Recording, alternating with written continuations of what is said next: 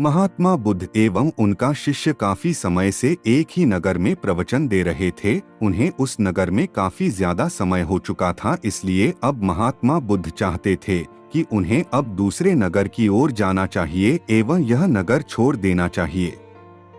जब उन्होंने यह बात अपने शिष्य को बताई तो शिष्य ने कहा कि गुरुजी, इस नगर में लोग हमारा बहुत सम्मान करते हैं एवं बहुत चढ़ावा भी चढ़ाते हैं और हमारी मदद भी करते हैं। शायद हमें कुछ समय और इस नगर में रुकना चाहिए ताकि हमें और चढ़ावा मिल सके। यह बात सुनकर महात्मा बुद्ध बहुत ज्यादा क्रोधित हुए। उन्होंने अपने शिष्य को समझाया कि हम संत हैं, हमें दुनिया की मोह माया से कोई मतलब नहीं होना चाहिए। तुम आत्मज्ञान प्राप्त करने की राह पर चले हो, तुम्हें चढ़ावे से कोई मतलब नहीं होना चाहिए। तुम मोह माया की तरह बढ़ रहे हो, इसलिए हम यह नगर कल ही छोड़ेंगे। महात्मा बुद्ध ने बिल्कुल ऐसा ही किया। उन्होंने सुबह होते ही उस जगह को छोड़ दिया और शिष्य उनके साथ चल पड़ा। पर शिष्य के मन में मोह माया के प्रति लालच जग चुका था, इसलिए उसने चुपके से कुछ सिक्के अपने पास रख लिया ताकि वह उसके आगे काम आ सके। इस बात से महात्मा बुद्ध अनजान थे। दूसरे नगर जाने के लिए एक विशाल नदी को पार करना था जो काफी बड़ी थी, जिसे तैरकर पार करना नामुमकिन था।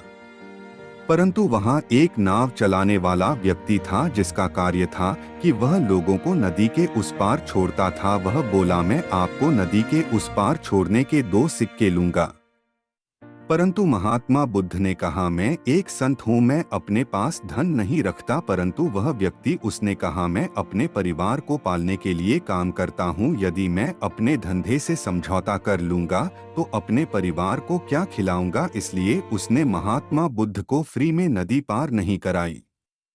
पूरे दिन महात्मा बुद्ध इंतजार करते रहे कि नाव वाले व्यक्ति का दिल पिघल जाए या तो कोई शिष्य आ जाए, परंतु ऐसा बिल्कुल भी नहीं हुआ। पूरा दिन बीत गया एवं शाम हो गई। तब नाव वाले ने कहा कि अब आपको उसी नगर वापस लौट जाना चाहिए जहां से आप आए हैं, नहीं तो जंगली जानवर आपका शिकार भी कर सकते हैं, क्योंकि इस इलाके में बहुत ज्यादा जंगली जानवर हैं। महात्मा बुद्ध ने कहा कि मैं जिस नागर को छोड़कर चला आता हूं, मैं उसमें वापस नहीं जाता। शिष्य बहुत पहले ही सिक्के देकर नदी पार करना चाहता था, परंतु महात्मा बुद्ध को पता चल जाता कि उसके पास सिक्के हैं, इसलिए उसने ऐसा नहीं किया। परंतु जब उसे पता चला कि महात्मा बुद्ध नगर वापस नहीं जाएंगे, रात को जान का खतरा है, तो उसने बिना कुछ सोचे समझे 2 सिक्के निकाले और नाव वाले को दे दिए। नाव वाले ने महात्मा बुद्ध एवं शिष्य को नदी पार करा दी। नदी पार करने के बाद महात्मा बुद्ध ने शिष्य की तरफ मुस्कुराते हुए देखा और उससे कहा कि देखा, जब तक तुम्हारे पास यह सिक्के थे तब तक हम पर मुसीबत थी, जैसे ही तुम्हारे सिक्के चले गए वैसे ही हमें सुकून मिल गया। परंतु शिष्य ने कहा कि गुरुजी, यदि मैं वह सिक्के ना लाता तो शायद हम नदी पार भी ना कर पाते। महात्मा बुद्ध ने कहा, तुम्हारे पास सिक्के थे, इसलिए ईश्वर हमारी परीक्षा ले रहा था।